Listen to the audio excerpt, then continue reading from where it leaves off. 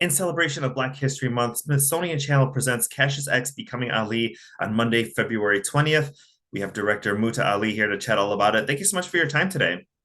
Thank you. Thanks for having me. Great to have the chance to speak with you.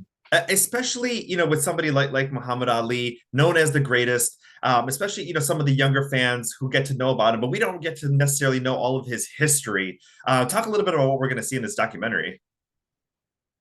Well, some say that Muhammad Ali was always Muhammad Ali, but if you Google it, you'll see that his name was not always Muhammad Ali.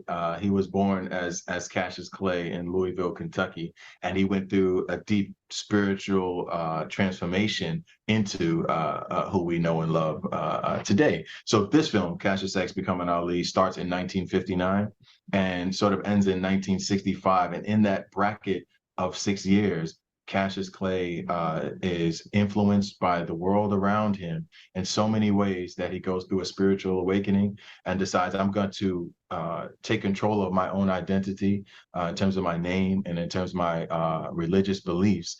And he decides to become Muhammad Ali. So that's at the core of the story. But the story is also wrapped in a whole lot of sizzle and exciting moments because it's boxing rooted. So you get to see Muhammad Ali go from a Golden Gloves winner in Chicago all the way up to becoming heavyweight champion in the world. And that was one of the most exciting parts, especially right at the beginning of the film, is that we get to see Chicago's impact with the Golden Gloves, where he starts his spiritual journey. Talk a little bit about the impact of our city on his career and his life. Well, I think, in that year, 59, in Chicago, that's where the headquarters of the Nation of Islam is. And so he was able to, as a young teen, not having traveled even around the country much, be in a new city and see new things. And that gave him an opportunity to see, oh, there's this organization of Black men who carry themselves in a way I've never seen in Louisville, and I like this. I'm drawn to this. I'm drawn to what they're teaching me about my history. So I think that trip alone set him up on a journey that allowed him to emerge as Muhammad Ali, and I think that's exactly where the film started. So Chicago is a big intersectionality with Chicago and this film. If you know some of the deeper roots of the Nation of Islam. And that's exciting because I never thought of that though, until speaking with you. It's definitely Chicago is a key factor in his journey.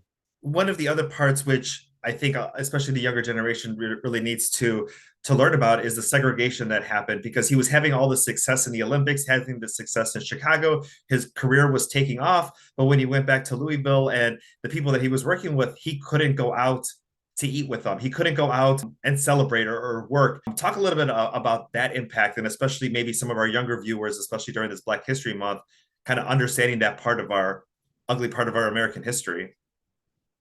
Yeah, it's part of he's influenced by the world around him, right? And I can't imagine what that's like when I'm not allowed to go into an establishment because of the color of my skin. I mean, it's painful enough today to maybe be treated differently in a store or ignored, and that's a big deal. But to not even be allowed in and to have to be subjected to segregation, that has got to be extremely painful. And Muhammad Ali, as a young man, was subjected to that, as were all of his colleagues and peers and his elders before him growing up in Kentucky.